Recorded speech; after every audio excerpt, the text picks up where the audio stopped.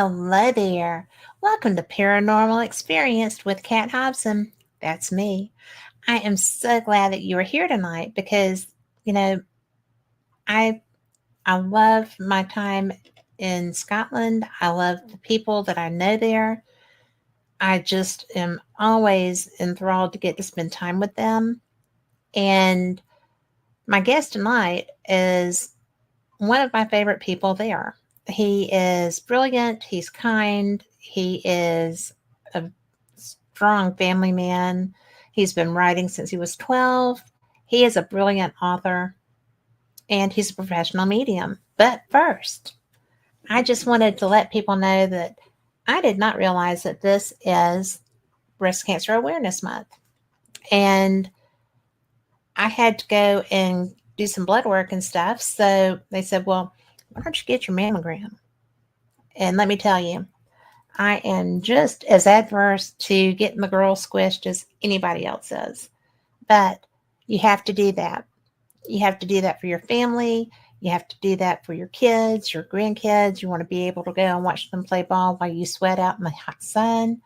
It is one of the things that we do not just for ourselves, although that is the primary, but we do it so that we can be with our families going down into history. I want my grandchildren to be able to play with me and I want to watch them grow up. So squish them, ladies. It works. And that being done, that's my PSA for the day. Now, I want you to meet my friend Lee Dunn. Lee is just fantastic. He is kind. He is nice. He is a professional medium. He works with Scottish Paranormal, Haunted Scotland. And Lee, I'm so glad that you're here tonight. Hi. Hi, Kat. Nice to be here with you. Thank you. You know, one of the things that always has struck me, and we haven't really spent that much time together, but you're so calming, you're so kind, your your your gifts are really, to me, fascinating. I'm around a lot of psychics, and to a degree I am one. I am not in any shape, form, or fashion that I'm aware of a medium. I don't see them often. Sometimes I do. Um, I don't hear them like I'm sitting face to face with you chatting, which I understand can be done with you. And I met a young woman by phone here in the US last year who Rick McCollum called me and said, you've got to talk to this woman. You're not going to believe it. And, you know, he doesn't get that fired up too often. You're his friend too. But I was just like, really? I don't know any mediums that are like that. Well, she called me and she was like, well, do you want a reading or you want to talk about being on the show? I said, well, if you've got something for me, then I wouldn't mind having that. But I'm definitely interested in hosting you. And she just went, da, da, da, da, da. And all of the names that she had were not names that anyone would ever associate with me through social media. And except my dad. My dad was on social media, but just as granddad, not as Gordon, right? So it was really wicked cool. And that was my first experience with a medium like that. And she was like, well, that's what I am primarily. I'm psychic as well, but mediumship is my bag. I always thought those things go together. And did I say her name? Her name is Heather Besser. If you find her on Facebook, get a reading. But you know, it's really astounding what all is open to you as a medium, right? Yeah, definitely. It's one of those things people quite often ask, what's it like being a medium, or how do you switch off, how do you turn on? When actually I don't really know any different because it's just been there for quite a number of years, as far back as I can remember. So I can't differentiate between what that's like and what others would perceive as normal. It's just the way things is. Okay. So was this something you did as a child? Yeah, I think so. I'll tell you a couple of stories from when I was younger. So my first experience, my first paranormal experience, I guess you could call it, was when I was probably only about 2 years old, and I remember visiting my grandmother's house down in Leicester, which is in England. Live in Scotland now, but family is from England. And I can remember going into this cottage, and on the right hand side there was a sitting room, and I can remember an old man on what I can best describe as a hospital bed. He had an oxygen mask on, and he took it off and he smiled at me. And we then went into this kitchen. The kitchen was at the back of the house. And I can remember that. It's a core memory. It's something that I can recollect the detail of really clearly. And I told my mum and my grandmother this story a number of years ago. And they were a bit gobsmacked. They were actually, well, yes, we were there, but you were only 2 at the time. I didn't know that's how old I was. I just have a memory. Wow. You were only 2 at the time. But it turned out that we were visiting that household because the widow's husband had died. And what I'd seen in the sitting room was the apparition, or the ghost, if you like, of the spirit of that man who had since passed away. So I remember that really clearly. And then I had a whole range of different things that happened when I was younger, and seeing spirit in hospitals when I was in hospital with family members, or with any visits.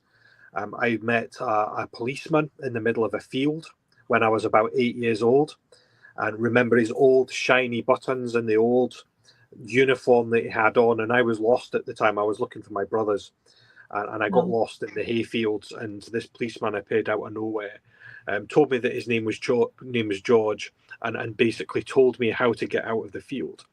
So I did that. Roll forward a number of years, tell my parents about this when I'm a teenager, and it turns out that I had a very distant relative called George who was in the police going back into the 1950s and the early 1960s. So had that been the spirit of George in the family? I don't know. But yeah, lots of experiences like that, which when I think back were probably the starting points to the mediumship that I now do. So yeah, I could tell you stories like that all day long. I could listen to stories like that all day long, Lee. This is something, I guess, because I've had just enough of a taste of it, right? I get precognition a lot. I I do know, right? But I don't see. And if I do see, it's generally in shadow. It's something that it's scary to me a little bit to try to open that up, because I feel like I could if I wanted to. But you didn't really have a choice. It just came to you.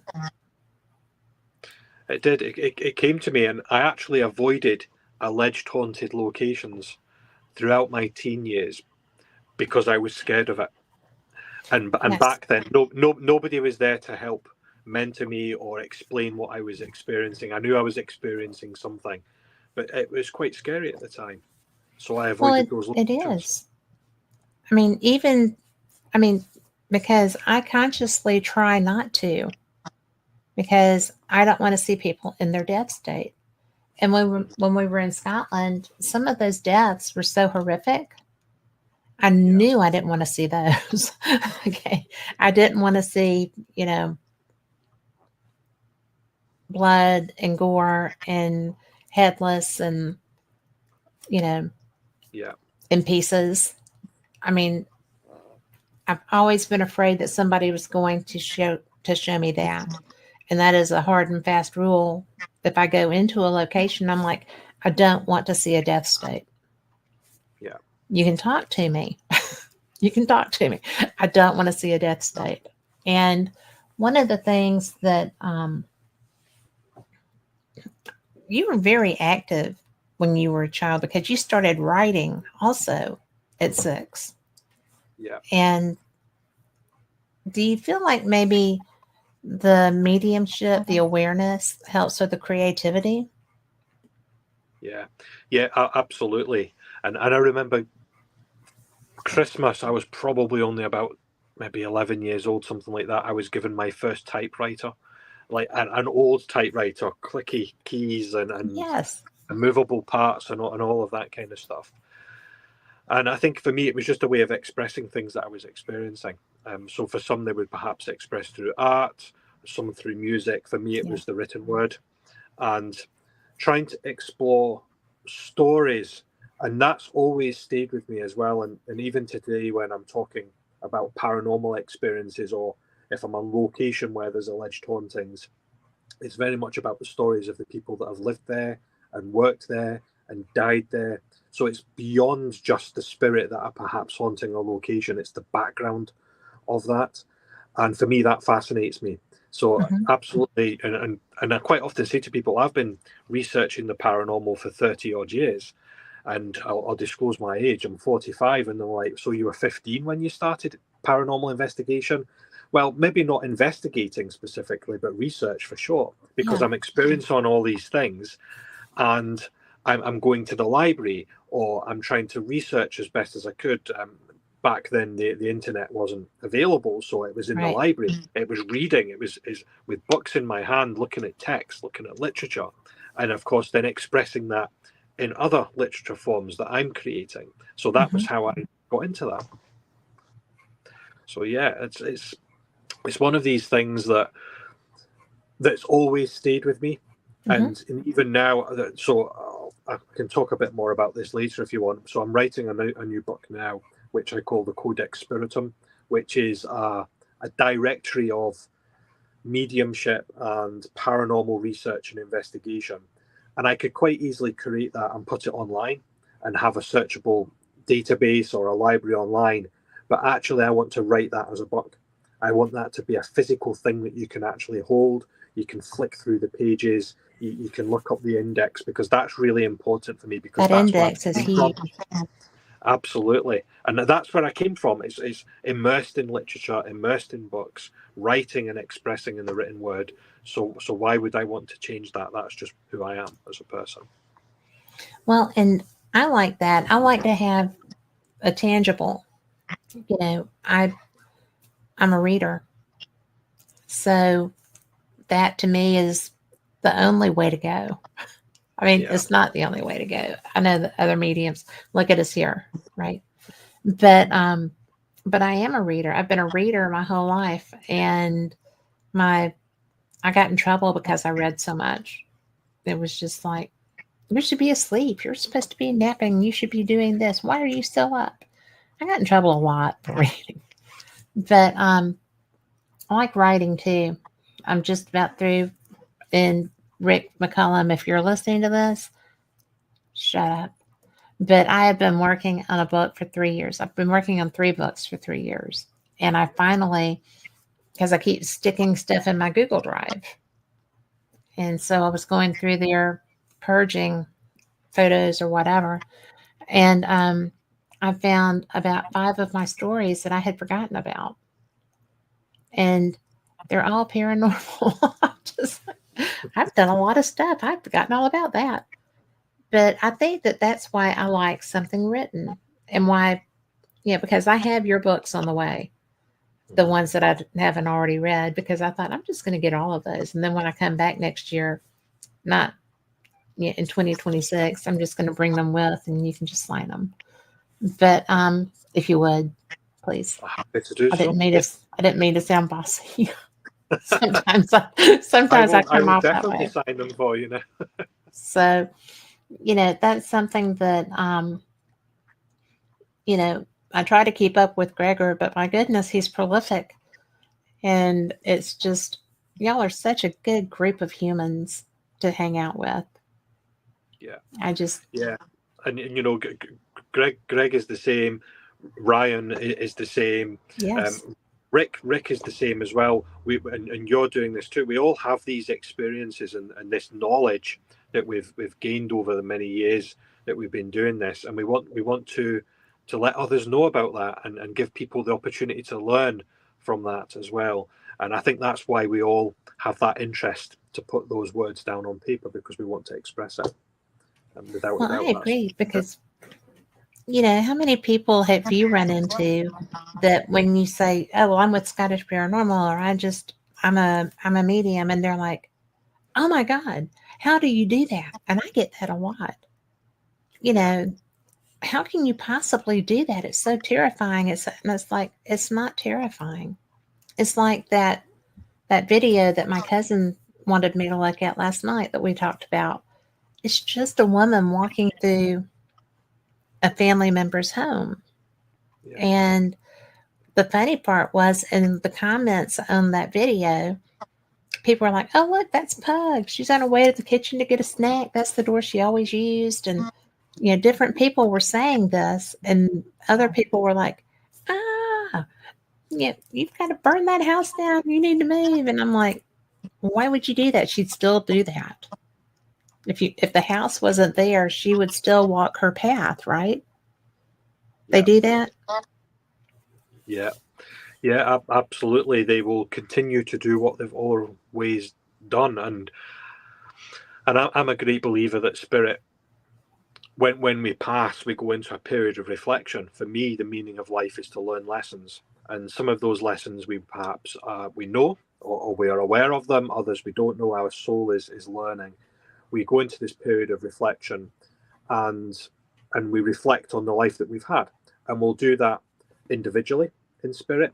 We'll do that with others in spirit, so perhaps other family members or friends or acquaintances. We'll connect with their souls and reflect, but we also do it by revisiting those that are still here on this earth plane, or Hmm. we'll also potentially visit a location that we've perhaps lived in or worked in or died in, and we'll learn from those lessons as well. And for me, that's why we have those visitations coming back from spirit, because it's spirit learning and reflecting. And Interesting. that's my belief anyway, and that's based on the experiences that I've had, conversations I've had with other people over the many years that I've been doing this, and also the literature as well. So that's where I come from with that. Well, that's really cool.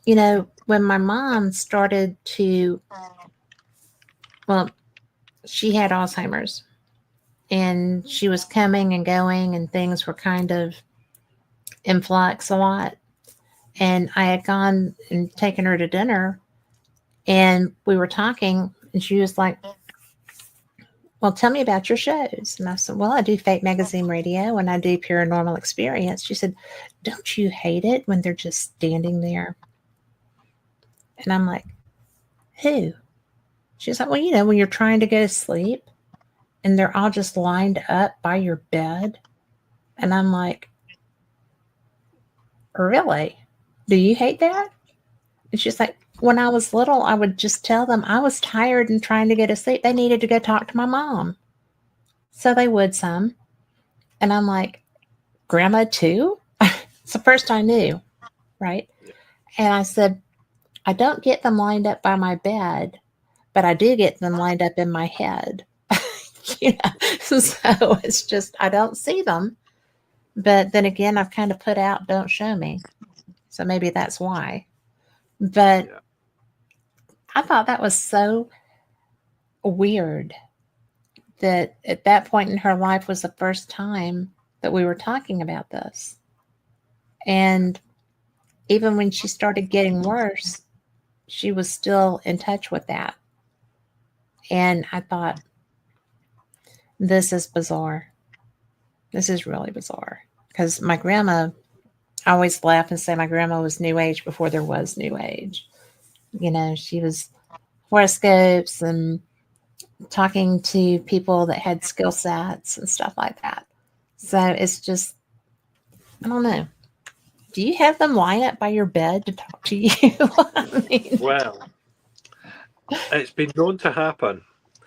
get Yeah, out. if I've been out doing any work with spirit, especially on a location, my wife will always say to me when I get home, whether it's 4 o'clock in the morning or 10 o'clock in the morning, she'll always say, "Have you closed down?" So what does that mean? Well, when I go to work with spirit, I always open up. So that's my way of saying, "Da da, here I am, come and work with me." When I finish, I'm like, "Okay, I'm finished working with you now. Leave me alone." Yeah. Most spirit will respect that, but not all of them, because they have been people, and not everybody alive on this earth respects boundaries. So why would they do that in spirit? They just carry on as they would normally. So yeah, I've got home and tried to go to sleep in the morning, at the early hours of the morning, and we've had things happen. I've had TVs come on, I've had lights come on, the dog starts barking. I've even had shared dreams with my wife. I've woken up from a Wow. nightmare, and my wife has also woken at the same time and experienced a similar or not the same dream. So yeah, so there's definitely something there, and it's not unusual for me to wake up and like yourself, sometimes I see them, sometimes I don't. It just depends. I might just be aware that there's somebody in the room, or I might wake up and actually see the form of a shadow. And I know, and when I see spirit in shadow form, for me, it's a bit like looking at a sheet of paper. So you can Hmm. see the silhouette, but if you turn the paper on its side, it's so thin, there's no substance to it. So Yeah. it's almost like they're two-dimensional, this silhouette. So I see that in the room as well. And usually that happens if I'm going to be doing a reading or if I'm going to be going on location. It's almost like spirit know that that's going to happen. And Hmm. they come in They do. sometimes days before, sometimes even weeks before, and it can build up over time. There could be a pattern, and spirit for me always work in a pattern. They don't do anything by random effect. Everything is done in a pattern. So if I'm aware that spirit visits in the middle of the night, then it means that I'm going to get a whole range of other things that happen, and to the build up of them making themselves known, whether it's on location or in a reading. So yeah, it is definitely a thing for me, and I know it's a thing Okay. for others as well. Well, I mean, because to me, that's one of the things I don't want. you Mhm. know, Yeah. and but so far, I mean, the first time in this house that I had somebody just show up, I was meditating and I had forgotten to shield. So I have a specific place that my meditations take me, and it's a very safe, comfortable, happy memory place. And so I was just on the porch swing, and I'm just rocking and enjoying a breeze, and there's mint down and planted in front of the house and whatever. And this long, tall man with a fedora kind of hat walks in, and he just sits on the other end of the swing, and I'm like, "This is my meditation. Who are you?" And so, but he wasn't intrusive. He wasn't bothersome. I just was like, well, this is new, but okay. I don't know you. And then I started thinking, I do know you. This is the man whose house the front porch I go to belonged to. It was my aunt's dad, who was my childhood hero. And he died when I was in eighth grade. And it was Wow. the most devastating thing to lose him because he was fabulous. And so I'm sitting there and I'm like, well, I'm fixing to wrap this up. I've got to get back to doing things. But I'm so glad that you came to sit with me. And, I was talking to one of my mentors later, and she was like, oh, that was the shadow man. And this, I was like, no, it really was not. I promise.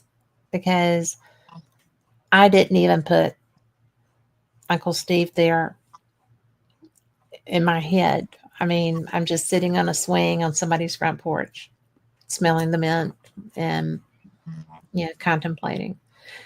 So, but that was my first time to have somebody intrude like that because usually I do guard pretty well.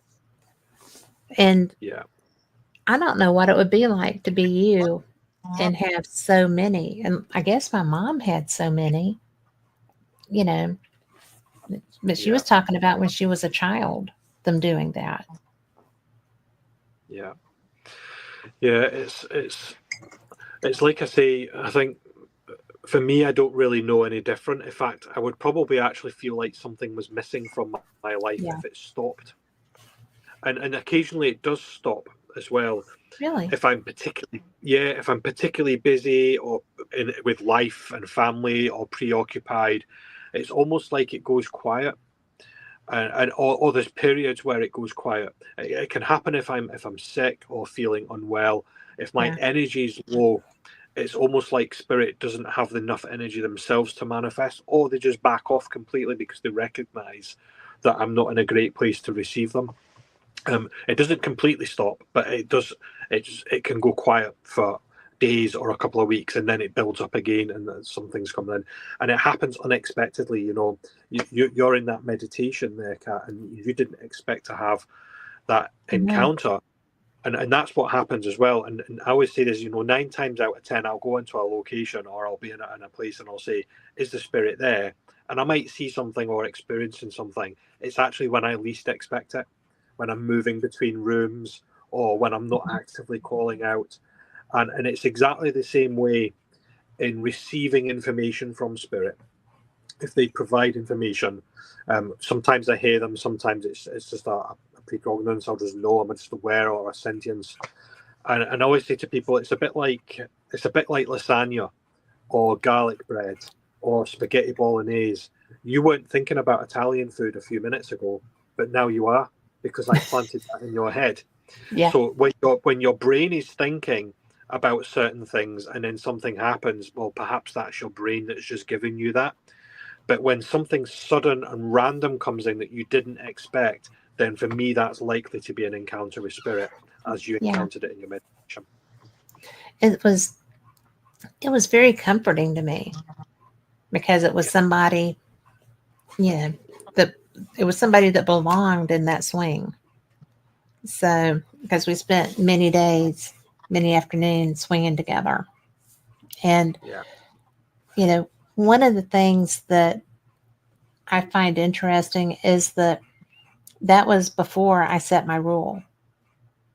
Because after that, I was like, I got to have rules. I can't have just anybody doing this. And they don't always they don't always show me, but a lot of times there's a physical manifestation, especially if I'm on an investigation. Do you have that happen? Like something happens that lets you know someone is there without seeing them, or do you just generally see them? Yeah. So I'm a great believer in spirit guides, whether it's a universal guide, whether it's the universe itself, whether it's a family member or a loved one. And I used to do this thing. I don't do it quite so much now, but I used to do this thing when I was going on a location. So I would be driving from A to B, and I would quite often say, as I'm opening up, if spirit's with me, if my guides are with me, show me a yellow car, so a yellow vehicle. I want to see a yellow vehicle. It doesn't have to be a car. It could be a truck or a van or some other kind of vehicle.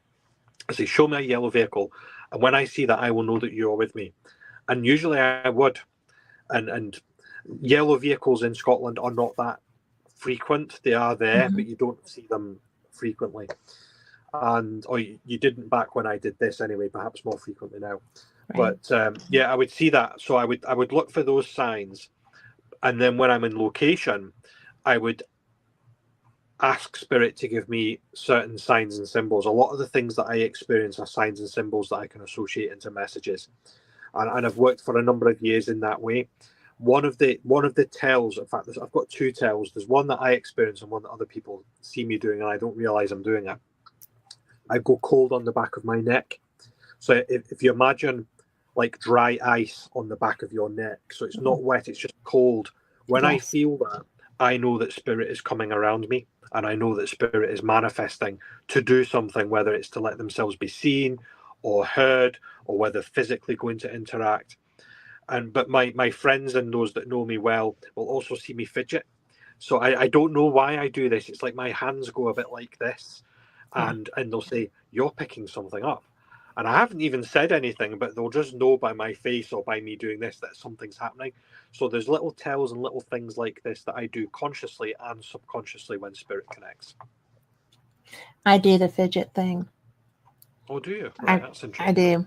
And it's almost an an anxious fidget. It's like, I don't know. It just is. But Yeah.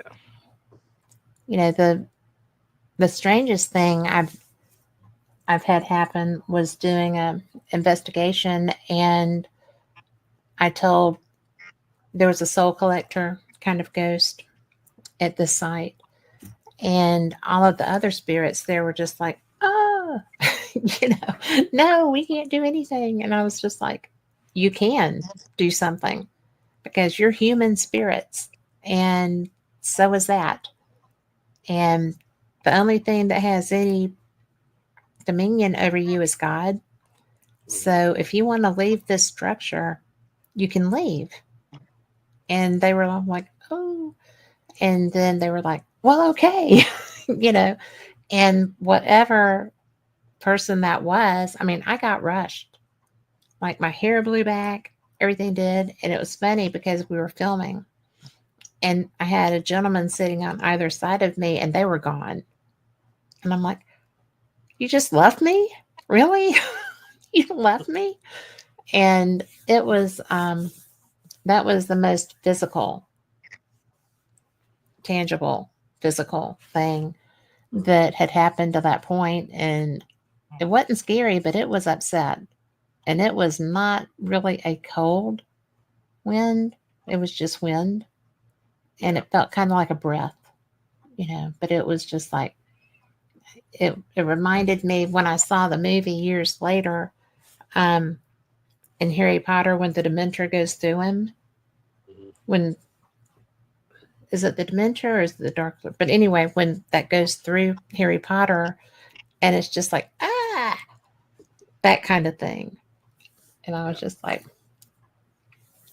glad my big, strong men stood right there with me through the end. I still razz them when I see them about that. But, but they were taken aback I was taken aback by that. I did not expect, I knew it was getting upset because I was telling them they could go. But for that to happen surprised me. Kind of cool, but kind of surprising. Oh, they do like a surprise. Did you visit the Niddry Street vaults in Edinburgh when you were over? Did you have the chance to visit the vaults? I did go in the vaults the first time, okay, but I didn't really understand the draw for them because I really like to go into places kind of cold. Yeah. And because this was supposed to be an investigation, I didn't know it was just a tour. And so I didn't know very much going down there. And I got more in the actual living environment than I did in the underground. The vaults, yeah. The reason why I'd asked that, I quite often tell this story. The story, it wasn't that long ago. Can't remember exactly how long, maybe a few years ago now. Occasionally I scream on location when spirit takes me by surprise, or if I see a spider, but that's a conversation. Spiders are a given. Yeah. God help them if there's a snake. Oh, I'm yeah, out. definitely. Demonic entities any day, spiders no. Yes. But yeah, but I was at the Niddry Street vaults, and we had there was a large group of people there. It was a public event. There were probably about 20 people, and there was one young lady, I would say maybe 20 years old thereabouts, and she was supposed to come with her friend, but her friend never turned up, so she was by herself. And I always like people to have a good experience on location, whether anything paranormal happens or not. And I could see it by herself. I said, I'll tell you what, come and spend some time with me. You can buddy up with me. Come round with me. I'll tell you what's going on, and just making sure she was okay and she wasn't by herself. Well, anyway, in hindsight, telling her to come next to me as a medium when things quite frequently happen was probably not the best idea.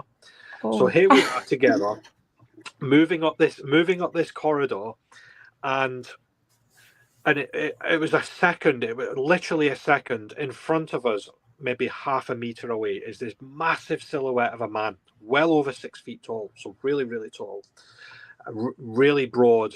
And you could see him. He flashed in front of us for about a second and then disappeared again. Now, at that point, I was a bit taken aback because I didn't expect it. And I'm like, oh, but I didn't scream at that point. But she did. And she grabbed my arm. She saw him, and it was a male. She saw him at exactly the same time I saw him. She grabbed my arm and she screamed. And because she did that, And because it's human nature to copy those kind of things, I screamed as well. And everybody came on and it's like, oh, what's going on? What's going on? And we're like, oh, we've just seen spirit. We've just seen spirit. And she didn't let go of my arm for the whole night. I actually had bruises on my arm the Oh next my day. goodness. And I never saw her again anyway, bless her. But yeah, so spirit have the capacity to take you by surprise, even when you are asking them to do something. And I always laugh when people are like taken aback, and even myself taken aback, because it's like, well, you're asking them to do something, and when they do it, why would you be surprised? Because you've asked them to do something. But yeah, they Yes. can definitely do that. So watch out. Well, and and it's like we don't really think we're going to get our request met. No. It's that's crazy to me because I do that. I don't ever know if I'm going to experience something or not. And when we were at Temple this year, and I was so pulled around to the back of that structure, and I kept Mhm. sitting there, and I had my thermal imager, I had it up, and I'm thinking I'm seeing stuff, and I'm just like, oh, maybe I'm just wanting too much. I'm gonna quit this. I'm gonna go around with everybody else and just chill. And I couldn't leave that alone. And a lot of times, if something is pulling me that hard, it's not always a good thing, which you well know. It took me a while to learn that. But I was so, I was like a dog with a bone. I could not let it go. And finally, you were so patient because I went scurrying around. I was like, can you please come down here with me? And you were so I nice. remember. Huh? Yeah, I remember it clearly. And it was it was so wild because I thought it might be an animal, but it just felt like a man. And so then, were you still down there with me when that dog came up, Yeah, came that's right. I remember walking? that. Yeah, along the back part. Yeah. Yeah. But, I hadn't seen a dog. I had, because we could hear them walking. Mhm. And so I was just like, well, maybe it was that dog. And it's like, no, wasn't that dog. But I want to say hi to April in chat too. So she's nice to see her in there. And Lori is there. Lori is thrilled that you're here, just so you know. Aye. But that to me was one of the most interesting things because it was so primal. Mhm. And then everything else was so ancient. And that's one of the things, I don't know. Have you been to the States? Have you I've been to the not, United States? not yet. You're due. Hmm. Our forests and stuff are not like when we were driving into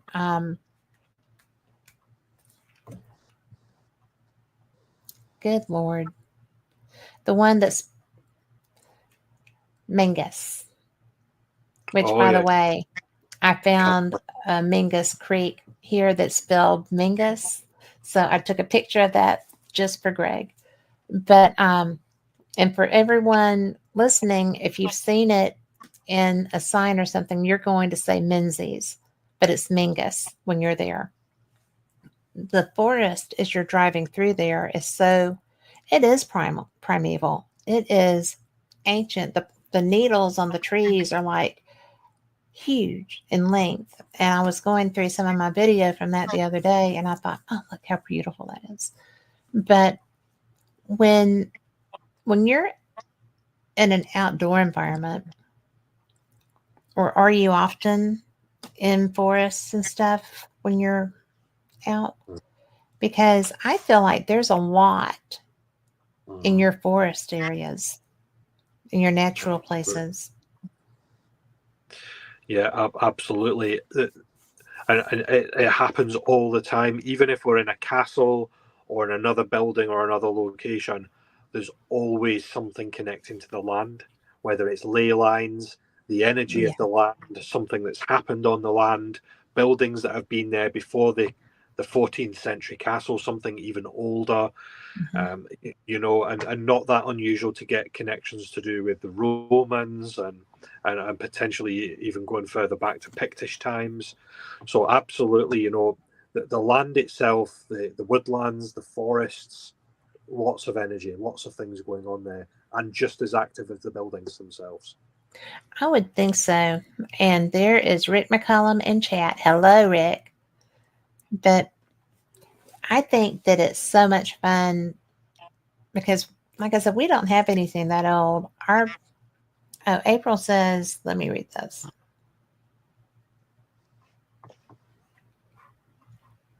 Oh, so April is a really great mom, and she has all these children. They're great too.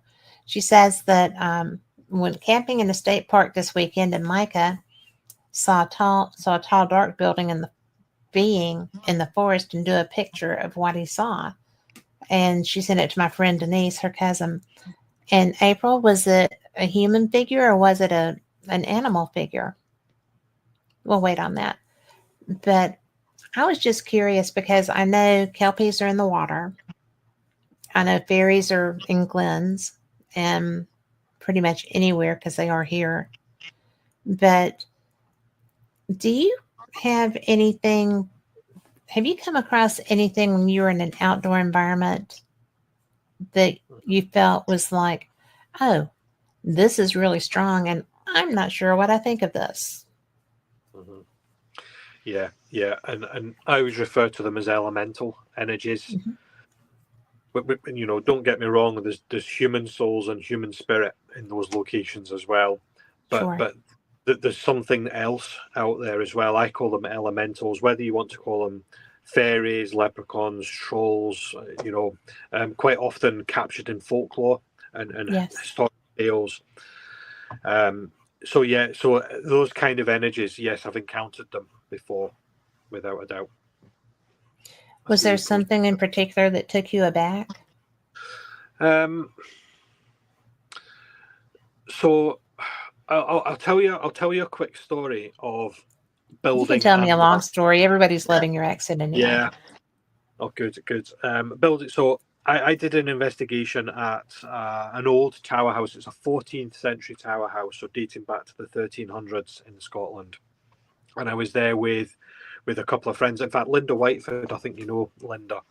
So I was there with Linda and a couple of other friends, and it was the start of a new year. There was a ground frost. There's been a little bit of snowfall.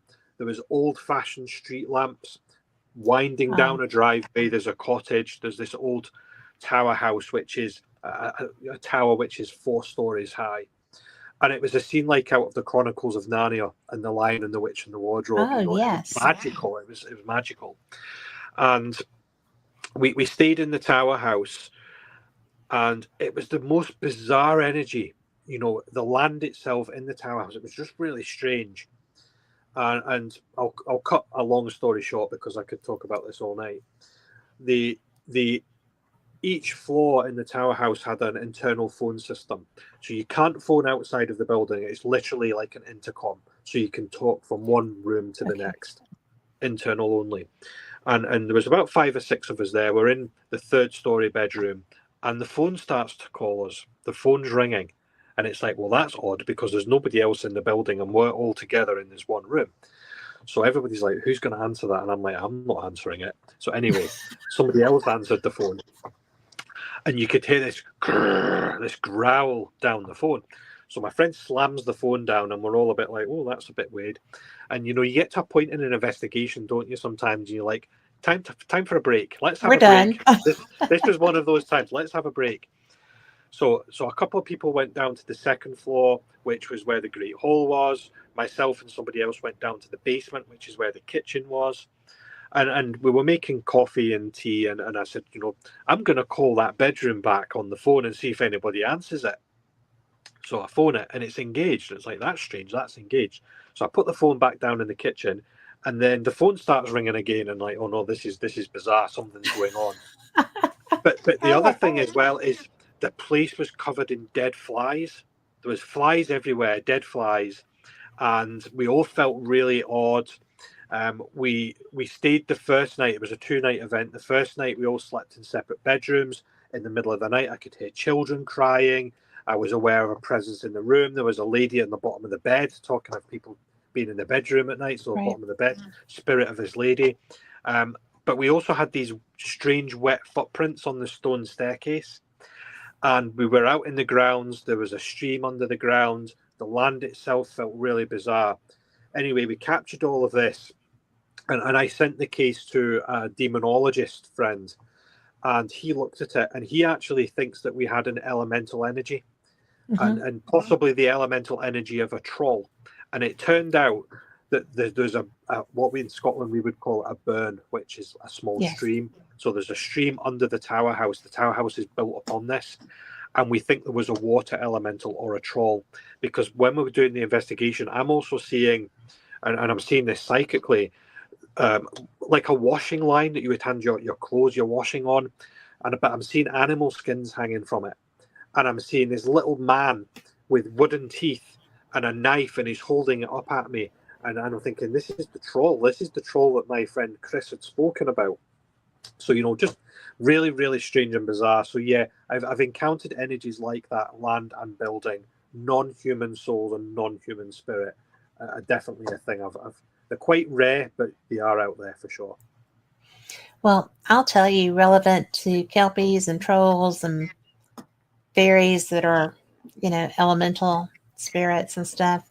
When I was there the first time, I bought children's books for my grandchildren and brought them home. And I'm so glad that I read the first because the stuff that y'all write for your children is terrifying. It was so funny. One of them was on kelpies, and I knew the history of kelpies, but I didn't think that a children's book would be full descriptions of what kelpies do. And so they're sitting in my dresser in one of the sideboard cabinets because I'm like, no, I can't read these to these children. So maybe when they're teenagers, but I was just, the trolls featured largely in one of them, but I just thought, these are not children's books. I guess they are children's books there. But no wonder you're all full of, whimsy and mystical things. You have to learn that to protect yourselves. So yeah, definitely. And I always say to people as well, even if you've investigated or been to a location many times before, there's always the opportunity to encounter something new that you haven't encountered before. You have to be prepared for that. Greg always laughs at me because he's like, that's so far. Y'all don't have a way to go that far. I'm like, trains. But you have to find trains that stop where you want to, you have to go where the trains are or the buses. But I sent him a thing that said, how do I get to Orkney? So is that how you say that? Orkney? Yeah. But I was like, how do I get there? And I know that poor Greg Stewart, every time he sees a message coming through from me, goes, "Oi, no, what is she wanting to go do now?" But your country's so beautiful, and you have so much cool stuff to go and investigate, and you have so many legends, and you have so much rich history. Do you, when you go to a battlefield, do you see the battle? Yeah, I've had that before. Not necessarily seeing it happen, but being aware of something that's happened there. So perhaps I'll see things associated with a battle. So I might hear noises or screams, the shouts. So you can imagine the amount of noise you would have had on a battlefield, and not battlefields with musket and gunpowder, battlefields with axe and sword. And I have seen apparitions on battlefields, but only split seconds. I haven't seen full formed apparitions on a battlefield. But sometimes it's, you can just stand in there. It's just the energy of the place. You can feel it. Feel it. There's a place near where I live called Sheriff Muir, and it's up in the hills. And I quite frequently go there with the dog. We'll go for walks and things. And there was a new area that I'd never been to before. And I'm walking around and I'm seeing that stuff. I'm seeing things like blood. I'm hearing noises. I'm aware of a man following me in spirit.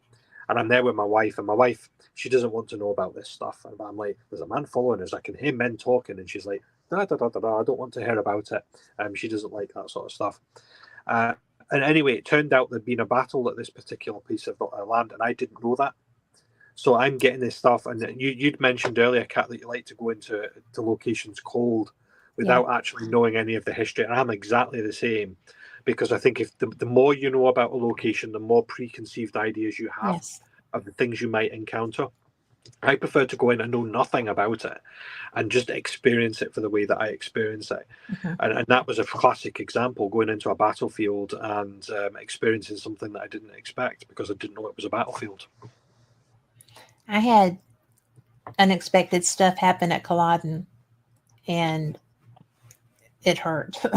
I was like, I've seen it. I'm done. Thank you very much. But it was, I had 2 experiences while I was over there this time. One of them was at the Writers' Museum, and the other was at Culloden, where I felt physical injury. And I don't do that as a rule. But we were the first ones to investigate the Writers' Museum, so that maybe somebody had been waiting for an opportunity to share. That's all I could figure. Yeah. And then at Culloden, I had no idea that I was going to have an experience like that. And I decided that I really don't like those because it was like, I'm good, thanks. Do you ever have physical manifestations of injury? You do? Yeah. Occasionally that can get placed on.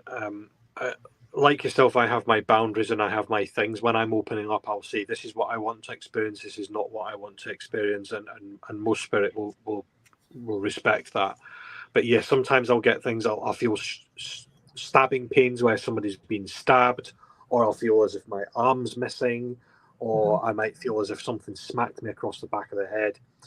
Luckily, most of the time, I'm just aware of it as an injury. So it's like, oh, my arm's missing. I don't feel the physical pain that soul would have experienced. But sometimes I do. It can happen as well. I might feel, if somebody's died of natural causes, like a heart condition, I might feel, my chest's really heavy. So I feel things like that. Luckily, it only lasts for a few seconds and then it's gone. It doesn't tend to hang about more than a few seconds. The one at the writer's house dissipated fairly quickly once we identified who it was. But the one at Culloden, I still have residual from that sometimes. And I thought, this is unexpected. It felt like I got shot, but with something about that big around. Okay. And it was just like, no, I'm not in this battle. I have a side, but I don't tell people what my side is. I just do walk through places. I'm not going to discuss which army is who when I'm on a battlefield. Yeah. But Liam had told me that at this one particular clan marker that stuff happened. And well, he just said in this area, he didn't say which one. And so he said to let him know if something happened. And it never dawned on me that getting shot was what happened to people. And I still don't know if it is, because I just kind of took that one home with me. I didn't want to talk about it anymore. But now I'm here, I feel like I can do that. But it's amazing. And there's so much rough and scary history in some of these places. Some of the battles are from primal time period, primeval times. And now, you have the Jacobian stuff historically speaking, is rather young, for the history of Scotland. And is that where primarily the period that you feel when you're out? Mm-hmm. Yeah.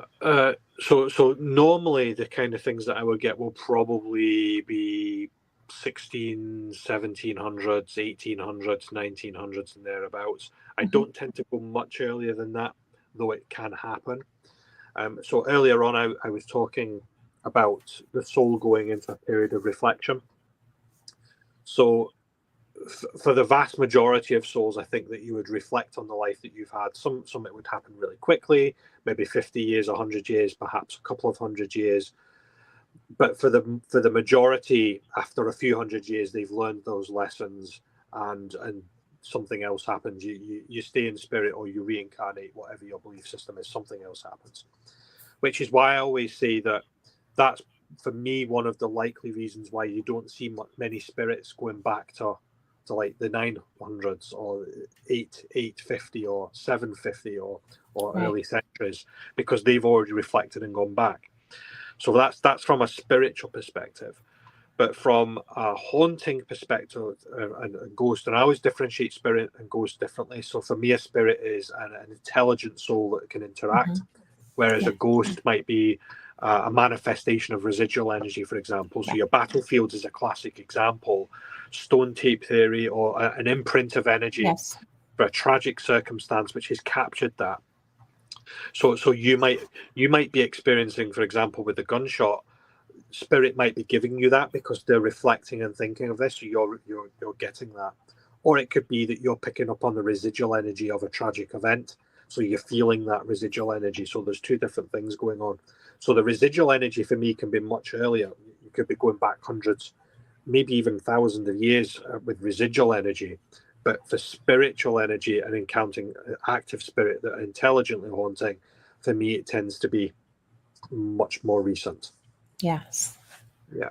And you spoke about the rich history in Scotland as well. And I will confess, I've not been to Orkney, and I've not been to the Writers' Museum either, so I'm incredibly jealous.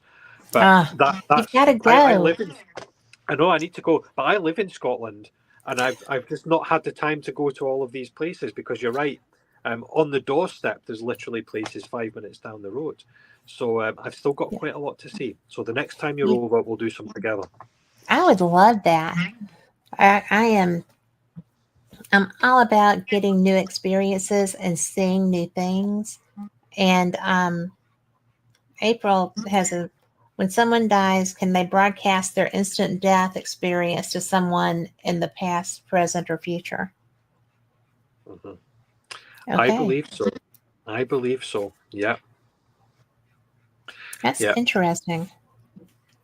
Which way would you? The path is an interesting one. Greg and I quite often have a debate over time travel, but again, that's a conversation for another day. But I've encountered spirit, and they can show themselves in different time periods as well. So, and I've also had spirit appear in black and white. So yeah, I do think that they can broadcast, they can connect instantly, they can make their passing known to others, and they can do that in different time periods, or what you'd perceive as a different time period. Absolutely. Who would they be interested in showing that to?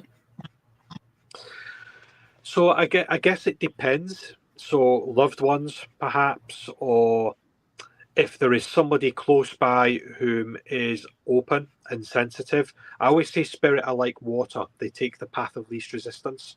Yeah. So if there's somebody close by, spirit will be like, oh, they can experience something that I can give them. I want to communicate. So you might pick up on that. You don't necessarily even have to be connected as a family member or a friend or an acquaintance.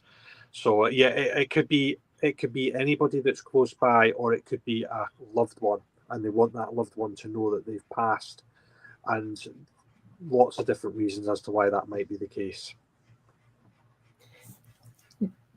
She saw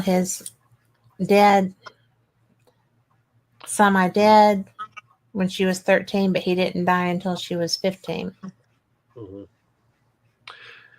Yeah, it's possible. That would be clairvoyant. Yeah, who has the authority or the expertise, I guess, to say yes or no to these things? You have to be open minded, You and do. you know, the vast majority of people watching this have probably had some kind of personal experience or interest. So yeah, so anything could happen, and I've had spirit connect before they've passed over. I did a reading for somebody once, and her son came through, and I spoke about a son and gave the name, passing details. They'd been in a traffic accident, all of those kind of things. Anyway, at the end of the reading, so this is about 30 minutes, 40 minutes long. At the end of the reading, she says, I really appreciate that, but my son's not dead. He's still alive. So I'm like, oh.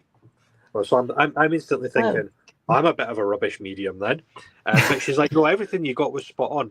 It turned out her son had been in a road traffic accident, but was in a coma, and he was physically alive, but oh the my doctors were gosh. about the doctors were about to switch off the machine, which is why she'd got the reading. So for me, his body's physically alive, being kept alive on respirators and machines, but his soul had already passed across to spirit.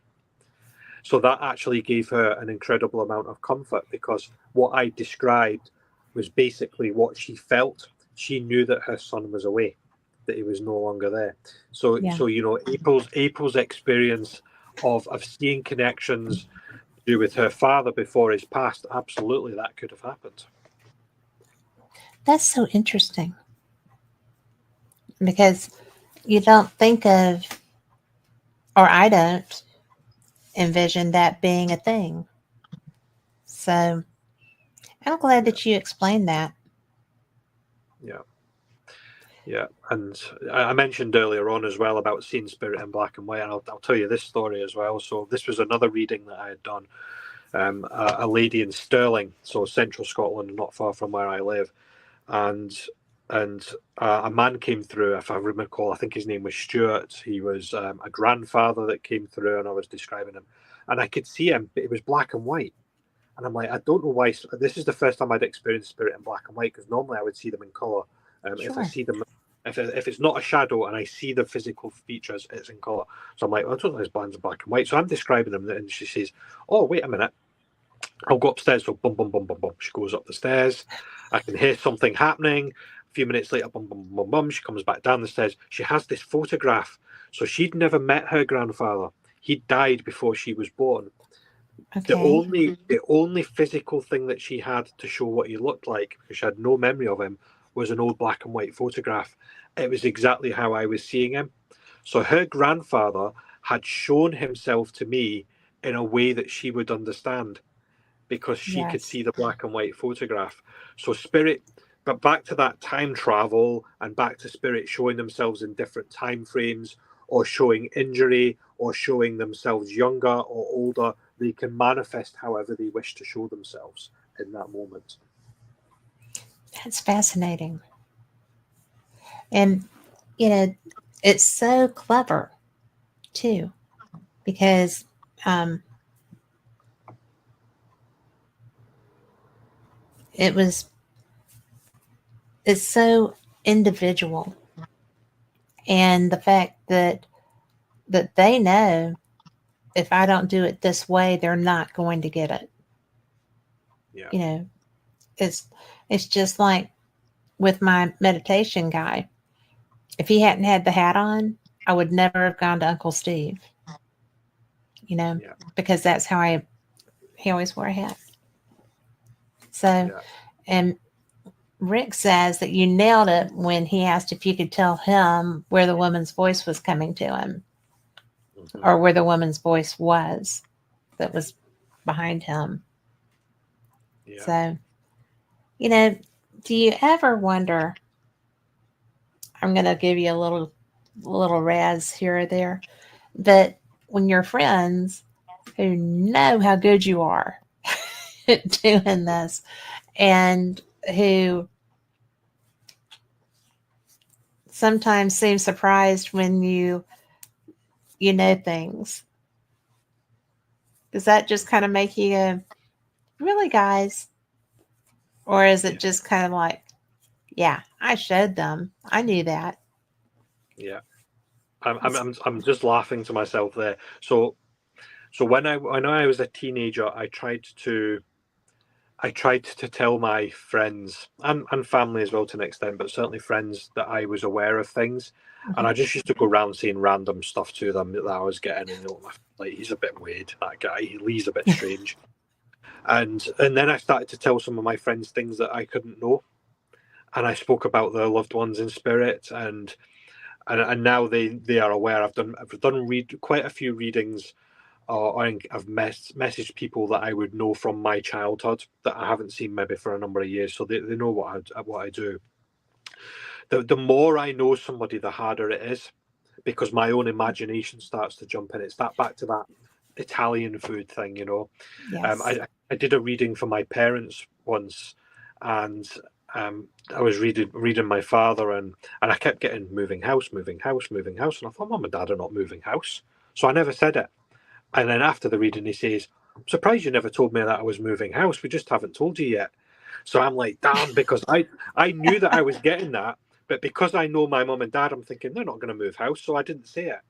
So it's like going into a location cold.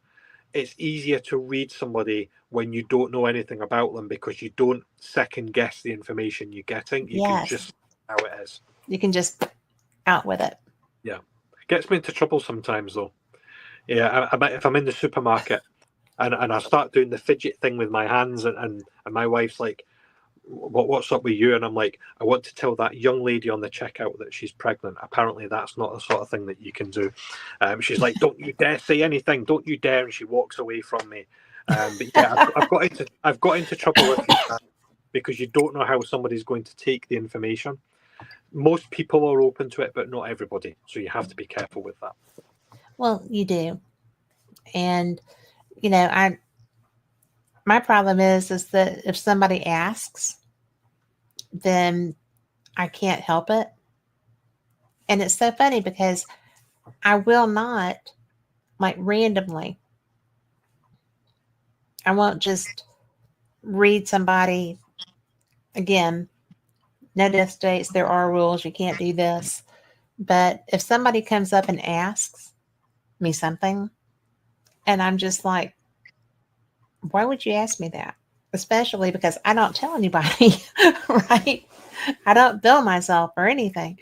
And so it drives me crazy. That's when the fidgets start. And I'm just like, why would you ask me this? Well, and I had one girl say, because I really need to know. And I was just like, no, you really don't. you know, no, don't ask me. And it really is, it's weird because you almost are compelled to answer that. And do you get that compulsion? Yeah, and that's the bit that gets me into trouble sometimes. I'll just know that I want to say something. I was on the subway in Glasgow a couple of years ago, and there was a man. You know what it can be like on a subway. Sometimes you're Yeah. packed in, and there's a man quite close to me, and I knew that his father was in spirit, and I just had this overwhelming urge. I just needed to say, "Your dad's with you, and he just wants you to know that he's okay," and that was it. And I thought, mouth closed, keep my mouth closed. And anyway, a couple of subway stops later, I'm about to get off the subway, and I thought, I'm just going to say this. I'm going to be brave and say it, but I'm going to do it as I'm While getting I'm off getting the train. off. Yeah. And I said to him, I said, oh, by the way, your dad's with you. I can't remember what the name was now. And I mentioned the name, and I said, he wants you to know that he's with you and he's fine. Anyway, I get off the train, and I turn just as the doors are sliding shut, and I could see the man standing like, looking at me like this. So yeah, there was another story with the police, but I won't go into that one as well. But yeah, Oh my. so unless you want to, because I did say that I'm happy to talk about anything. I But I so want to. yeah, I I do can so talk want about to. that. Yeah. Oh, my light's just gone off. It's gone a bit dark. But yeah, so yeah, and you're absolutely right. People come up to me all the time, people that I know, and strangers as well, and they'll ask me to tell them things. And I think sometimes people want to know because they want to know something, but sometimes they actually want to validate something they're already Yeah. thinking. But you have to be careful because you don't always get what you ask for. And I always That's make that true. clear to people. You know, a classic example, one of the top questions somebody might ask me is, am I going to move house, or am I getting a new home or a new car or a new job? And I'm like, sorry, no. And they're like, oh. And I'm like, well, you did ask me, and I told you you're not getting one. You have to wait for another 2 years before you get the house that you want. And they're like, oh, right, okay then. And they get a bit annoyed because that's not the answer they wanted. They wanted me to say, Yeah. yeah, you get a new house next month. Well, actually, no, you're not. I can only tell you what spirit gives me. Or I might actually say, actually, I don't know the answer to that. And, you know, that's the thing as well, because I'm only human as well. I do not know the answer to every question that somebody poses to me.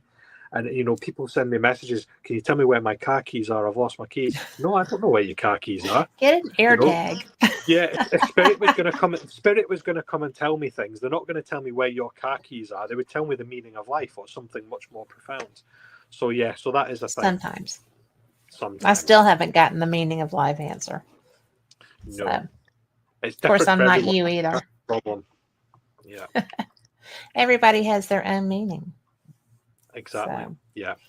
we're either And potentially lots of meanings, you know. The meaning of Yeah. life for somebody there could be 20 meanings of life for somebody, whereas somebody else might have 5. And April says, or like me, when someone on this show told me I was moving after I had just moved a few months before, and they were right. That must have been you, Lee. That one wasn't me. So, but you know, it's so bizarre because I'm not very good at doing my own thing. Do you know for yourself? Oh, well, so yes and no is the answer to that. So the big answer is no. I can't predict things for myself. I don't know why that is the case. I just can't do it. I think Probably it because I keeps us know honest. and I know myself too well as well. So it's back to that, you know, cold knowing things. So I know Yes. myself too well. But what can happen sometimes, and this is really bizarre actually, and I need to investigate this more. I need to speak to other mediums to see if this happens. Maybe if anybody's watching, that they can comment. Sometimes when I do a reading, or if I'm on location, or I pass on a message, I might say something to somebody, and what I tell them actually ends up happening to me. You know, and I'll just pick. This is just a random example that comes to mind. I might say to somebody, keep an eye on the tires on your car, because you're going to have a puncture. There's going to be a flat tire or a puncture. Literally a couple of hours later, I'll have a flat tire or a puncture. So it's almost like I'm seeing stuff, and because I'm reading them like that's for you, when actually no, it's for me. So that happens occasionally as well, which can be a little bit, I'm not quite sure if I like this sort of thing. Well, the good thing is that you don't know it's for you when you're doing it. So Exactly. Yeah. you know, that's just kind of the balance, maybe. Exactly right. I think that it's so funny, but I do find it very disconcerting and especially if it's not someone who knows me, right? It's just somebody that comes up and says, "Oh, you would know this," blah, blah, blah. And I'm like, "Why would you think I would know that? I am not a psychic. I mean, why would you ask me that?" And especially if it's something personal, I'm just like, "Why would you go away? No, don't ask me this." Because I'm always afraid too that I'm going to be wrong. Yeah.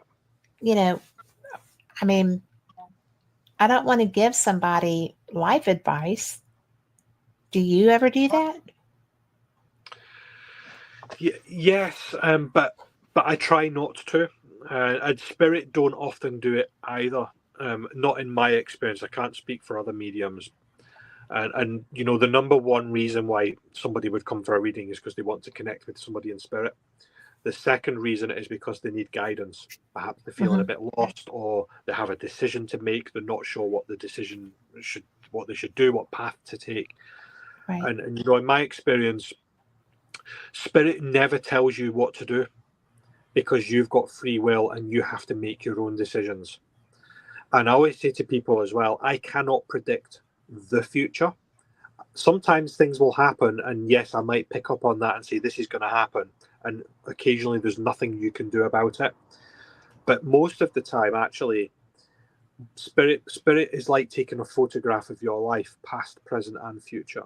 And what they'll do is they'll say, based on the path that you are on, the things that you are doing right now, the things that you're saying, if you continue on that path, then this is what's going to happen.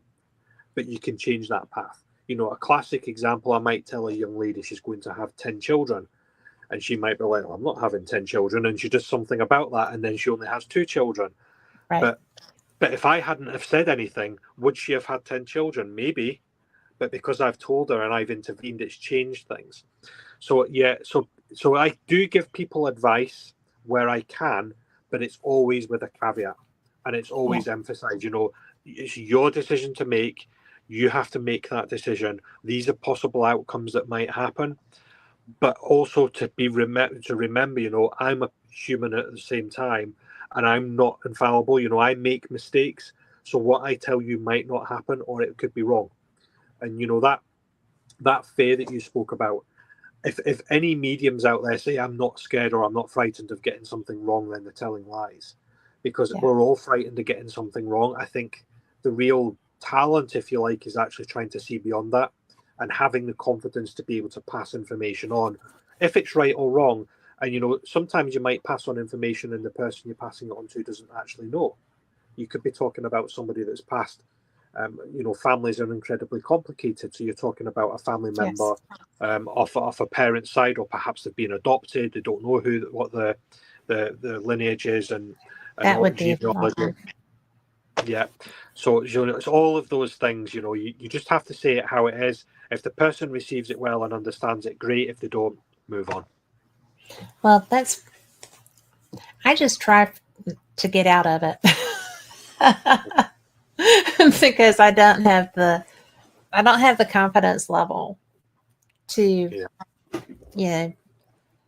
But one of the things that somebody came up to me and did that about was intensely personal, and I was just like, why would you even tell me that? Much less ask me to guide you on that. No. So, have you ever been, Lori? Did you hear about our experience when we were at Bannockburn? When Lori always asks every time we investigate, do you recognize my energy? It was like, oh yeah, you killed me. So, so she was like, don't ask if spirit recognizes your energy. And she thought that I was crazy when I was telling her that. But not everybody is going to be glad to see you, even if they do. I mean, I'm always glad to see her, though. So there's that. So we travel well together. And we haven't killed each other yet. So, yay. So when you have children. Yep. And when you became a dad, this is sensitive. Is it okay? Yeah, sure. When you became a dad, do you guide your children based on your intuitiveness, your gift? Mm-hmm. Do they listen? So, first part of the question, yes. Second part, usually no, because that's what kids do. Do they usually listen to the parents? No, they don't. But then we always look so wise when they get older. I know. You have that coming. Yeah, exactly. So, I think you know I do try and guide them as best as I can, or you know I'll have feelings on things, and there's probably a mixture there of what my own brain is knowing, because I know information and I'm seeing things, and like my logic brain is saying this is how things need to be, or this is the decision that needs to be made. My intuition also sits alongside that, and I quite often describe something called intuitive perception.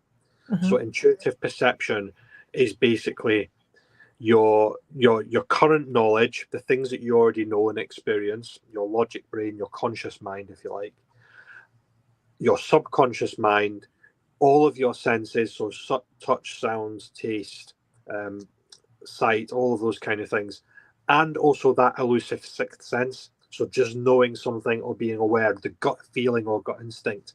When you package all of that together, that's what I call intuitive perception. So it's making an informed decision. And you don't have to be a medium to do that. And I believe that everybody can do it.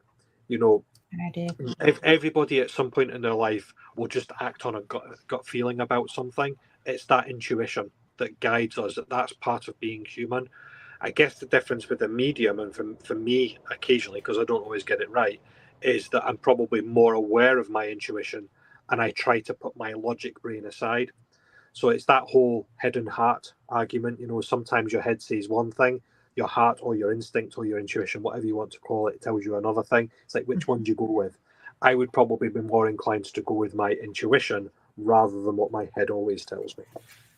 I would agree with that, because sometimes it's just, if you're too invested in a situation, it's going to be hard to go with your intuition, but that's usually probably when you most need to. And we have another question from April. Do you believe some things are a possible future, but others are set in stone? Yes, I do. Yeah. So the ones that are set in stone, that's what I call an anchor. So I believe that there are fixed points in time within our lifetime where certain things will happen, and they will happen for a reason. What that reason is, you know, it can be any number of things, but there are just some things that you can't escape. You know, I could talk to you about all different sorts of spiritual theories all night long. I quite often talk about something called a spiritual convergence. Mm-hmm. So a spiritual convergence, the simplest way of thinking of that is, if you imagine two, three, maybe four people from different backgrounds and different walks of life. So, you know, perhaps they're on an aircraft traveling somewhere. That aircraft then crash lands. You know, everybody's alive, so let's go with that situation. But they're now isolated, so they're perhaps in a remote area. They're having to survive. That's a convergence, because what you actually find there is you've got different individuals from different backgrounds that would normally have came together are actually now together and sharing a life experience. And that life experience, you know, you're encountering somebody for a reason. That's what I call an anchor. So some things will just happen for a reason, and there's nothing you can do about that. You can't predict it necessarily. It will just happen. But other things you can make decisions on. There will be things that you can control because you're actively making a decision. So if you don't know that you're going to be on the aircraft and it's going to crash, then you can't really say, I'm going to make a decision to go on it or not. You will just make a decision and you're in that situation. Whereas if you're deciding how many kids you're going to have, well, you've got control over that, because you're not waiting for, well, I suppose some people might wait for fate, but 9 times out of 10, you would make a conscious decision to have kids or not. So yeah, I do believe, as April's asked, some things will be set in stone and will just happen, and some things will be controlled. You can influence it. Well, kind of like the lady that decided not to have 10 children. Correct. You know, she had the information that that was what it looked like at that time, and she intervened. Yeah. So, yeah, and that's what I often do if I'm trying to give somebody guidance. If they ask for that during a reading, I'll say, well, let's look at a couple of different situations and possible outcomes. If you do this, then Spirit says this is what is likely to happen. If you do this, then this is what is likely to happen. But usually there's actually a third choice, because people are trying to use their logic brain to make a decision. It's like, do I do this or do I do that? It's like, which of those two things should I do? Actually, sometimes the best thing is to do nothing. Leave it for a certain period of time. I always say, you know, you have to put a fixed time on it. Don't leave it forever, otherwise you'll be stuck forever. But give yourself maybe a month or 6 months. I'd say by the end of those 6 months, I will make a decision. And 9 times out of 10, by the time you get to the 6 months, your intuition's already telling you what you need to do. So you'll know straight away which of those two things to do. But 6 months ago, you perhaps didn't. So you have to allow your intuition to build up over time.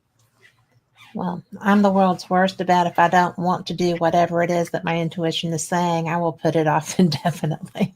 If it's going to be difficult, or if it's something that I'm intimidated by, which I know shocks a lot of people, that I do have, things that intimidate me. But it's so change is frightening, and making a sea change is very frightening. When someone comes to you, first of all, when people come to you, can you read anyone, everyone? Most people, yeah, most people, yes. There are occasions where I can't read somebody, and it may be the energy just doesn't connect or it's not quite right. It's what I call human Wi-Fi. So being able to read somebody, it's you have to have an established connection, but sometimes the connection just doesn't happen. Perhaps the person is really closed off, so you're trying your best to give them information, and it's just like they're just not receiving it. So that doesn't happen. Or it could be that somebody's particularly vulnerable or going through a very emotional time, and for whatever reason spirit doesn't want you to speak to them. Or there's occasionally I'll get like a hand that's waved in front of my face. If you imagine that kind of movement, when I see that, that's my sign from spirit that I need to close my mouth and shut up. It's like, don't say anything to that person, because what you are saying to them, they've got complex mental health problems. What you're about to say to them is they just can't handle it. So not everybody is ready to receive information, so it won't happen, it won't connect. So that is a thing. But 9 times out of 10 I can actually pass on a message of some description. I can get something for somebody. That's interesting, because that means that your frequencies are just Yeah. Can you shut off? I mean, you said that your wife asked you if you shut down. Yeah. So I can shut off to an extent. It never completely stops. It's more like a filter. It's like I apply the filters, if you like, rather than close the gate. So I can filter things out. If I'm open and I'm in a room with people and I'm like, pick things up for them, I'm like, show me stuff, I'll go around and I'll pick things up. But if I'm in a busy room and I'm preoccupied or I'm doing something else, I'm with the kids or picking something up, I might get less, because I have to be open to it as well. And if I've got the filters on, whether I realize it or not as much information comes through. So there is an element of self-preservation in that. But like we said earlier on, Kat, sometimes just unexpected things happen, and I'll do things without realizing it. I mentioned the police thing. I'll tell you one of the police stories, because everybody's Oh, probably yay. like, Thank you. yeah. So this is one of the times where I've had the utmost fear because of what I've done. So I was crossing the road. This was a number of years ago, crossing the road in the local town, and there's a young lady beside me as I'm about to cross the road. So we're standing at the edge of the pavement, and I didn't even realize I was doing this. I just turned around and I grabbed her by the arm, and I started just lecturing her. I just said, "If you do it, your mum will never forgive you." And then I said, the whole point is your mum will never forgive you. And I realized what I'd done as soon as it happened, and I let her arm go, and I'm like, "Oh, I'm really sorry." So I then scuttle off. So I go back to the car in the car park where it's parked, and I'm saying to my wife, "You'll never guess what I've done." And my wife's like, "That's it. You'll be on CCTV. The police will be at the door and for assault and all of those kind of things." Anyway, luckily that did not happen. But the young lady tracked me down. She obviously found out by whatever means who I was, and she sent me a message. What I didn't know at the time is that her mum had recently died. She was really struggling, and she was contemplating taking her own life on that day, and she was thinking about how she could take her own life. So for me to stop her and put my hand, physically touch her, which I would never normally do, and physically touch her and say, "If you do it, your mum will never forgive you." That just came straight out of my mouth without realizing it. So, so those things can happen unexpectedly. I was crossing the road to get my lunch from the local deli shop, the local bakers. I was getting a roll or something. I wasn't expecting that, and it just happened instantaneously. I wasn't open. I wasn't necessarily closed. I was just being me, and it just happened. That was such a blessing, though. Yeah. And it happened for a reason. They always do, right? Yeah. I mean, I find that they always do. Yeah. That's pretty intense. even if you don't always realize it at the time, so these things are said or things are done, and it could be weeks or months later before the consequences of that actually come out. Luckily, in my experience, it's always been a positive consequence, but there's always the opportunity for it to be negative. And I advise many developing mediums or those that are new to mediumship just to be really cautious if you can catch yourself. And this is one of the reasons that I have done platform mediumship in the past. So for the Spiritualist Church or a charity event where I've been on stage, I think the largest audience I've done was maybe 500 people or thereabouts. So I've done quite large audiences. That is huge. And I can do it, but I don't like doing it because stuff just comes out of my mouth, and I would be really, really worried about saying something in a public forum that is perhaps very personal to somebody. And my mouth does get me into trouble in those circumstances, which is why I don't do it these days. It's not because I can't do it, it's because I don't like doing it. Well, that's okay. Stuff comes out of my mouth that surprises me all the time. So yeah, it comes in. You just have to say it, Kat. You just have to say it. Well, it always is a surprise. Not always. Sometimes I'm like, well, like I told you, I can't say that. I had a lady that asked me for a reading, and I'm like, she worked at my doctor's office. I was going in. I'm like, why would you think I do readings? I mean, seriously. And one of the girls that works with her knew that I was a paranormal investigator, so I guess she thought they went together. But not every ghost hunter is a psychic, just so everyone listening knows that. But it was so funny because, yeah, I went and did my appointment, and I was coming out, and I was just walking right by her. I wasn't going to say a word. I was done, and it wouldn't let me go out the door. And it was so rude because I was just like, this is not me saying this. Okay. You asked for this. And it just, suck it up, Sally. And I'm so sorry. I'm so sorry. And so I turned around, and she let me get back to the door. And she said, you want to know about Sally? I was like, there's a Sally?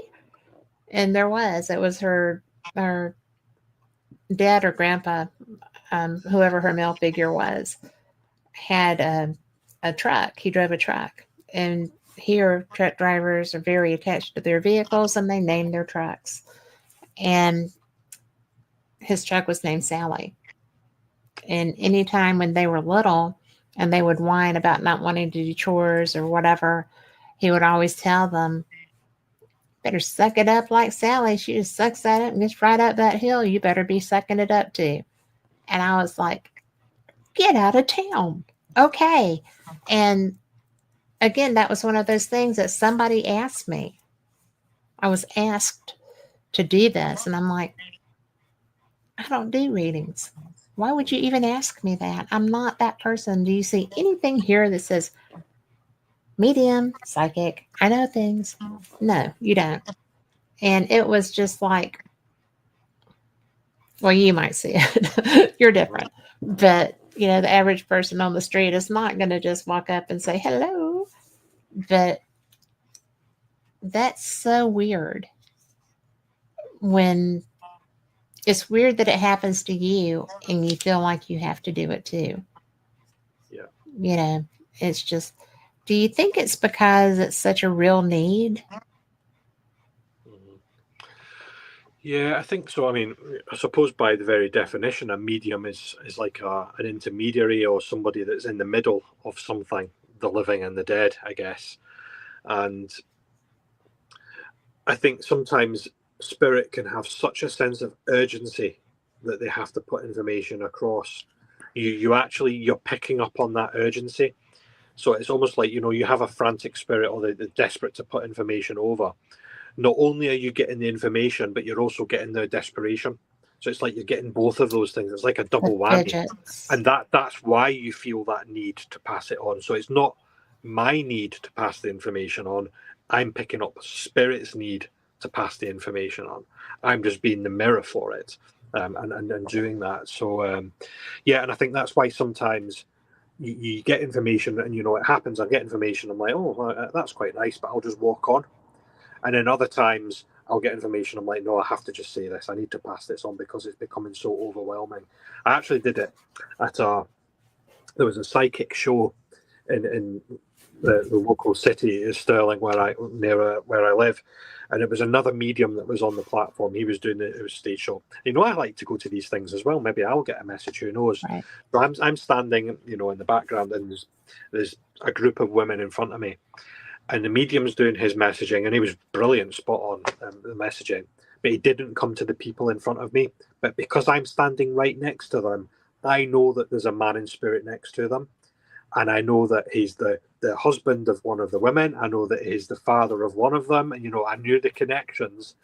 And I could see how he was dressed. And he's basically waving at me like this. And he's going like this. He's like, so I know he's desperate to speak to them.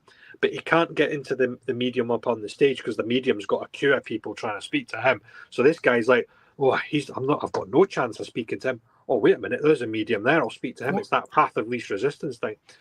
So I'm getting this, and I'm like, oh my God, and I'm like, with the people next to me, I'm like, I'm desperate to pass a message on to those people. And I'm like, just do it. And I'm like, I can't do that. It's somebody else's show. Anyway, I did wait until the end of the show, and everybody's departing and leaving. And I thought, I'm just going to go up to him. And I felt really awkward. And I'm going on. And I'm like, excuse me, I just want to speak to you for a minute. And I'm a medium, and I just want to say, and it all just came blurting out. And they're all like, thank you so much. We really needed that. Oh my gosh. We've got a lot of stuff going on in the family. This man had passed over. We really needed it. That's why we came across. We were so disappointed not to get the message from the medium. So not only am I getting the desperation from spirit, that human Wi-Fi, I'm picking up on the desperation of the group of women to get the message. The energy's just connected, and I was right in the middle of it, and that just happened. That's so neat. Yeah. That is so neat. When you did the event with the 500 people, was that like just a gallery reading where it was just luck of whoever got their reading? Yeah. Large audiences are very different, and I guess there's spirit connect and do different things when they come through. I go through a bit of a checklist. Some of them will come in and just give you the name, and that's the worst possible thing, because they'll come in and they'll say, my name's John. Now, could you imagine me standing on a stage with 500 people? Who knows John in spirit? And it's like, oh, I know a John in spirit. So I always well, give me a bit more information. Even direct me. Am I in that part of the room? Am I in the upper gallery? Am I in the bottom gallery? Am I on the left? Am I on the right? Am I looking for a male? Am I looking for a male? Sometimes I might give them more information. So they might say, my name is John, and I'm looking for Samantha, and she's sitting over in that area of the room. So, you're looking for multiple instances of information to try and narrow that down. They don't always give that. And what can also happen, and this can be frustrating for a medium, is you're getting this information and people they come along to these things because they want to get a message. But when you actually point your finger at Samantha, she freezes. She's like, oh, it's like, oh, I'm like a rabbit caught in the headlights. Right. And, or you'll say something and they're like, no, I don't get that. I don't get that. And actually you're giving them information they don't understand. And afterwards they'll come up to you and say, I've just spoken to my mum on the phone and you were spot on. But at the time they didn't understand the messaging. So, there's a whole range of mixed things going on in those kind of situations. Wow. I have been in large galleries and I never get selected to get a message, which is really funny to me. But especially when I know the medium who's out there, but it's something that you can feel the need. You can feel the people who are like on the edge of their seats. Lori and I met at an investigation that had a gallery reading with Chip Coffey, for example. Oh, yeah. And, because he's like, who wants a reading? And, I put my hand up and he looked at me. He said, this has never happened to me before. He was like, but Spirit is saying not yet. And I was like, well, that's not nice. But another girl sitting behind us had lost her fiance, Right. and it had been like a year, and she was still in such pain. And she and I wound up being very good friends. We've traveled um, to a couple of different places together, and haven't in a while because she's way up in Kentucky. But it was so bizarre because that was exactly who Chip Coffey was there for, because that spirit needed to get that message to that young woman's heart, because both of them were in so much pain. And Yeah. so I understood the not yet. So as I'm leaving the next day to go home, he's sitting outside, smoking a cigarette with his friend, and I'm carrying luggage and a ball gown over my shoulder and, heading for the car. And I stopped because his friend is my friend. I stopped to say bye. And he looked at me and he was like, "Don't you do a radio show?" I said, "I do. I like it."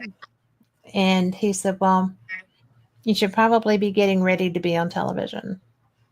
And I'm like, "I'm not going to be on television." 2 years later, I'm on television. And I was just like, I would never in 10 million years have expected that to happen. Yeah. So it was different, but not yet. It's a Yeah. good answer sometimes.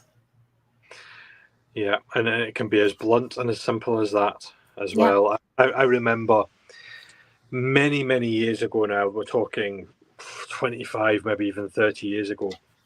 When you I were a mere child. Yes, when I was a mere child and innocent and all of those kind of things, I went to a white witch and had a reading. And this Really? is, this is way before social media and, in the internet. And she used normal playing cards to do a reading. And she told me a load of stuff. And I'm like, at the time, I'm like, oh, all right, okay, whatever. Um, Open to it because I was experiencing things, but, okay, we'll just see what happens. But the vast majority of things that she told me all those years ago have came true. And she told me at the time, when I sat down, she looked at me, she looked at her cards, and then she put her cards down and she went, "You can do what I can do." I'm like, "Can I?" And she's like, "Yeah." And she proceeded to tell me all the things that I would do as a medium. She told me that I would investigate the paranormal. She told me that I would be on the internet. Now, the internet was quite new back then, but Right. obviously we're all on the internet now. She told me that I would have 11 houses, and I think I'm in house number 10 now. She also told me that I would have a job one day and I would work with David and Robert. That happened. I met David and Robert, were two close colleagues. Lots of things she told me happened. So yeah, it's the strangest thing, isn't it? And I think It is. as a medium, you have to be open to those things as well because people will say things to me, and I'm like, oh, right, okay, that's interesting. I'll take note of that, and I have to be open to it because why would I not be open to those things? Because you know it's real. Because I know it's real. Exactly. Yeah. I, the strangest one I had was a tarot reader in New Orleans. And I'd never had a tarot reading because I don't do tarot. Not that I'm slamming it, but but I wasn't expecting that. So she was like, "Come on, I'll do this." You know, and I was like, "Whatever. I've got a 20. Whatever a 20 will do. Just And so she does that, and then she starts going on with a psychic reading, and I was like, "Look, I don't have any more money. I don't have anything else to give you, so don't go past what your $20 value is." And this woman, we never talked, we never traded names, we never did anything. She got a little bit out of shape because she wanted more money. And I'm like, "I don't have it. I have Yeah. no more cash." So as I'm walking away, because it was mediocre, right? And as I'm walking away, I am almost across Jackson Square from her, which is like where St. Giles Cathedral is, that big open area. And so I heard my name, and I turned around and I looked at her, And I was like, I heard you. And she didn't get my name. We didn't get each other's name. Yeah. And so I walked back over there. I was confrontational for me. I walked over there. I was like, "Did you want something?" And she just looked at me. She said, "Well, I don't know what you're talking about." I said, "If you're going to use my name, you need to let me know why. I don't mind answering questions, but don't be directing things to me." And I just turned around and I walked off because she was feisty at that moment. And how she knew my name was her skill. So I was just like, because New Orleans is full of voodoo and negativity sometimes. And I was just like, no, we are not doing anything negative about me. But that was kind of freaky. Oh, have we lost Lee? Can we get him back? Maybe he'll call right back in. In the meantime, we have got here some comments from April. She says that she is honestly freaked out when things happen that she knew beforehand, especially deaths. And I'm going to tell you that we have him coming back. I get freaked out by that too, April. There you are. You're going to have to hang on tighter, man. I know, that was bizarre. I literally, spirit just came in as that cut off. I've now got the spirit of a man called Frank that's just came in here, and that was totally unexpected. So that was a bit bizarre. So I don't know who Frank is, but hello, Frank. He wouldn't be an uncle of mine, would he? All I know is that there's a man called Frank here, and he's basically saying, "See Frank say." So, hi, Frank. Is this somebody you know? Well, I have a great uncle named Frank, and I was just talking about him the other day. So he had a farm, and he used to take us out on tractor hay rides. Oh, there you go. So, is that him? It could possibly be him, but I can't guarantee it or say for certain. All I know is that a man came in and said, "See Frank says hi," and that's the message. Okay. So there we go. Did you see what he looked like? I can't tell you what he looks like, but I can tell you that he feels quite big because I feel as if I'm getting crowded in. So he's quite a big guy. Is he trying to get on camera? He's kind of crushing me off a little bit as he's coming through here. Well. Yeah. Well, if that is my uncle, hello. Yeah. Did he used to wear a hat? Because I feel as I've got some sort of hat on. Like a ball cap and... Yeah, I feel like I want to take it off and just sort of wipe my brow. So yeah, because he was a farmer. Right. So, and that's why he had the tractor and the the big wagon to pull us in. I always thought that was the coolest thing ever. And I actually, because the road that he lived on was named Frank Doss Road. And so when I was talking to one of my daughter lives out in that area.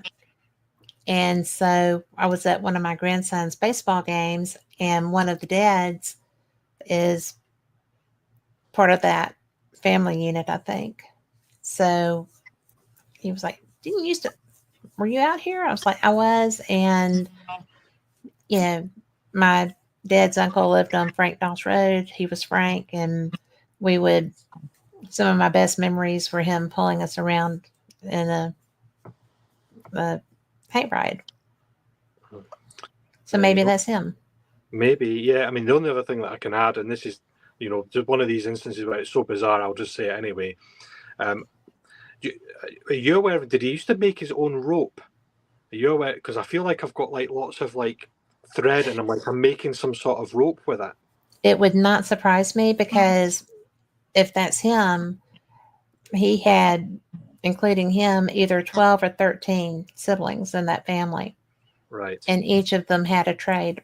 My granddad and my grandmother each had large families like that. And each child on each side had a trade. We had masons, we had electricians, we had, one had a lumber yard, one made brick. Yeah. And that's how they built each other's houses. They all worked together to build their houses. Electricians, plumbing, all of that. So they were both from very large families. Yeah. And it was, he was very cool. His son, which was my dad's cousin, also Frank, was somebody that was a lot of fun to be around. Yeah. So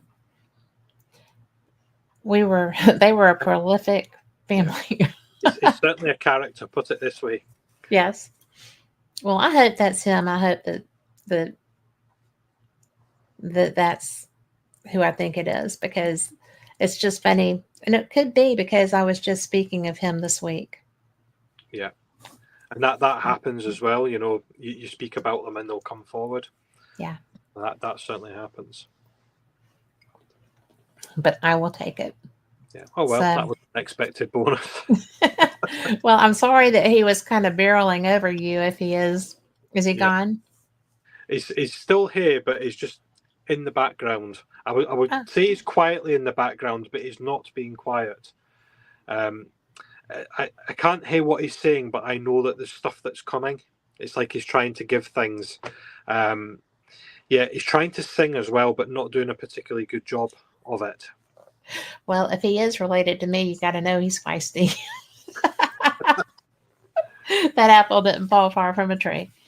Yeah. But, you know, I have had just the best time with you. You're going to have to let me know if he lets you know that he's related to me. I will do. So. Well, if he decides to stand over me in the middle of the night and give me any more information, I will certainly pass it on to you. Well, you'll have to tell him that he has certain hours. Yeah. But Tom McNicholas says our background is making him dizzy. That's funny.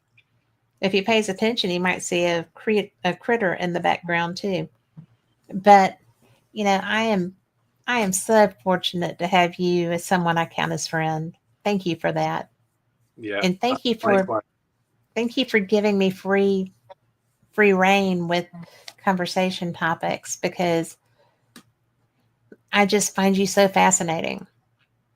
Yeah. And I appreciate that. Yeah. You know, it's been wonderful to talk to you. I think so too. I've just enjoyed you so much. And so you are the real Lee Dunn? What is your, I'm trying to pull it off the top of my head. Lee Dunn Official. Yes, Lee Dunn Official. Yeah. .com. And you can find all of his books on Amazon under Mr. Lee Dunn, which I'm so glad that you did that, because it's easy to find, because there was another Lee Dunn that was nothing at all like you with his writing. And so I just kept perusing until I found all of them. And I think that you're such a versatile writer. Everybody needs to go get these books. And if you do put together that primer, or, you know, whatever you're going to wind up calling it, I definitely want that, but it can't be too much weight that I can't get it home. I can send it in the post. Well, I just, I really enjoy you so much. Do you have anything you want to share before we go? It's been, you know, it's there's my light going off again. Spirit's probably Frank. Yeah, probably. Thanks, Frank. Yeah, it's been wonderful to speak to you. I think we're probably only just scraping the tip of the iceberg on a lot of these conversations. Yes. Yeah, and you know, and thanks for those that have asked questions and that have engaged and be patient and watched and listened to me talk as well. It's been wonderful to connect with everyone. Well, we will have to do this again sometime, because we really and truly, with all of your vast experiences, only touched the edge. So just got a toe wet. Yeah. So we'll have to do it. I'm still learning as well, and it's good to learn from other people and hear their experiences too. Well, you know, you're the only person really that I know that I can share something with and say, what do you think? You know, because my husband just watches it happen and he's kind of like, didn't know that could happen. And I'm like, me either. No idea. It's just there. You know? So it's nice to be able to bounce things off of you. And I appreciate you being willing to let me too. Yep, anytime. And I will And certainly see you when you're back over in Scotland. And if I'm back in the US at all, then I will let you know. please do, because I just found out today that I'll See Paranormal is in New Orleans, which is Right. only like a 5 hour drive from me. And if I'd known that they were coming here, I would have gone to meet them. So I told them who to get in touch with down there because they were very taken with Madame LeBeau. So I was like, well, let me tell you who to talk to. There you So go. it's just anytime you're here, I just want to know. April said, come to Wisconsin. The weather would not be adverse for you. It's cold there. Oh, is it? Well, it's cold. It's about 3 degrees here at the moment. What is So, that Fahrenheit? oh, you're testing me now. No idea. It's pretty It's cold. cold. Not quite freezing, but close to it. Yes, well, no, thank you. That's why I come in the summer. So, but thank you again for everyone who has listened to us. We so appreciate you. You're the reason we do this, and y'all be blessed. Have a great week, and just look for the good. Likewise, you Bye. too. Thanks, everyone.